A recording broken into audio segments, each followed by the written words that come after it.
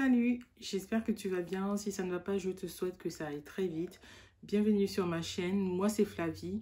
Au travers de mes petites vidéos, je te raconte un peu mon quotidien de nouvelle maman et ma vie d'étrangère en France depuis déjà 5 ans et demi. Aujourd'hui, on se retrouve pour une vidéo dans laquelle je vais te faire part de mes angoisses de maman, tout simplement.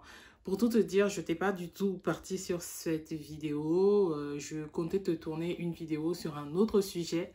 Mais bon, voilà, mon fils est sorti de sa sieste et il a voulu être dans les bras de maman, hein, comme toutes les mamans. Vous savez, parfois tu es là, tu as envie de faire quelque chose, mais voilà, bébé te réclame et du coup, bah, tu es obligé de lâcher tout ce que tu fais. Et moi, je me suis dit, bon, bah, pour le coup, je vais pas lâcher ce que je fais réellement, je vais l'avoir avec moi. Mais du coup, je vais te filmer une toute autre vidéo dans laquelle je vais te faire part de mes angoisses, moi, en tant que maman. Premièrement, une des angoisses qui me revient souvent, c'est la perte c'est le fait que mon fils se perde un jour, du genre qu'on aille en balade et que, voilà, et tout, il se perd.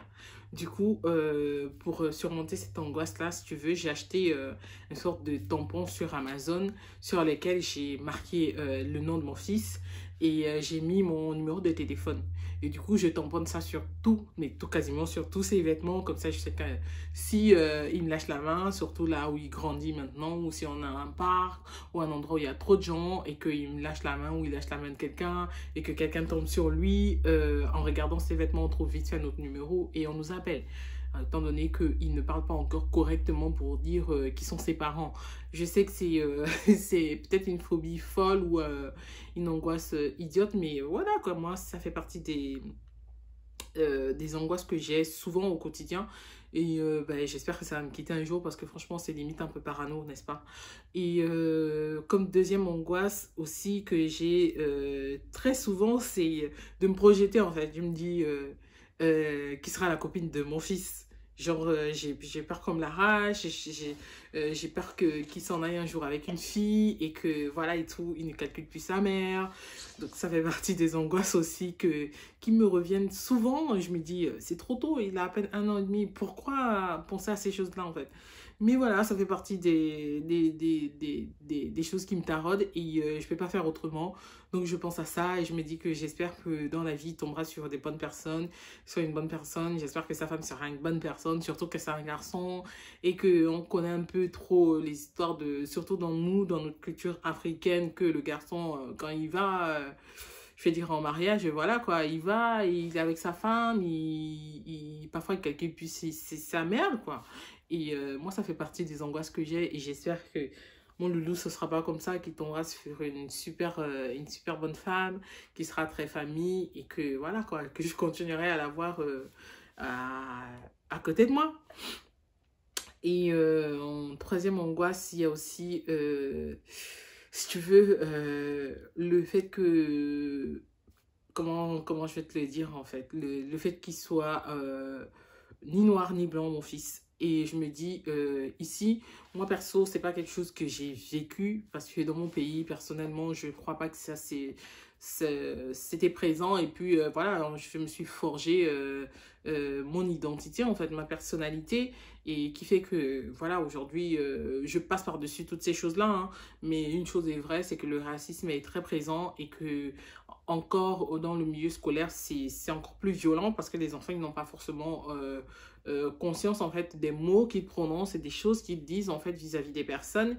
Et j'ai vu beaucoup de témoignages, par exemple, des enfants africains nés en France et des enfants métis aussi qui se plaignaient en fait de cette stigmatisation en fait dans les écoles parce que et malheureusement, hein, il y a encore des parents qui n'éduquent pas leurs enfants à la différence.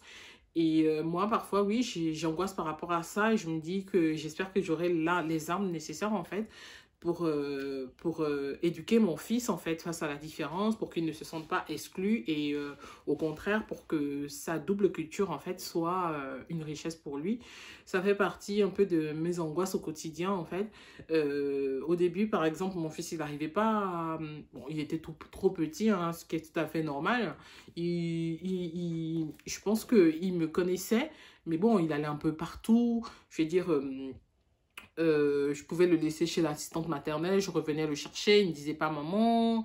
À un moment donné, il s'est mis à confondre en fait maman, il appelait aussi l'assistante maternelle maman. Après, on a établi des règles, maintenant il sait que c'est nounou et que moi c'est maman quoi. Mais si tu veux, à cet âge là, je pense qu'il n'a pas encore la portée de, il ne mesure pas encore la portée de la différence, du fait que il y ait certains qui soient blancs, d'autres qui soient noirs et d'autres qui soient comme lui quoi, tout simplement, et métis.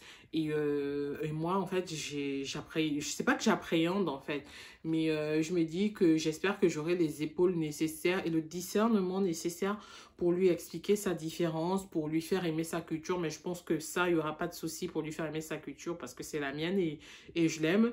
Et ma culture africaine et la culture de son père aussi.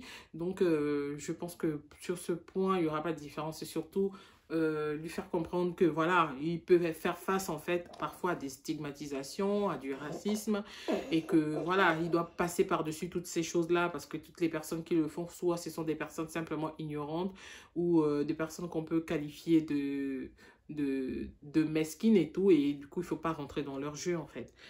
Donc voilà, c'était tout pour cette vidéo. J'espère qu'elle t'a plu. N'hésite pas à me dire en commentaire si ce type de sujet, en fait, sociétal, on va dire, t'intéresse. N'hésite pas à me dire en commentaire aussi, me donner aussi en commentaire des idées de vidéos que tu aimerais voir sur ma chaîne. Et abonne-toi si c'est pas encore le cas. Et mets un pouce sur cette vidéo, ça ne coûte rien, c'est vraiment pour m'encourager.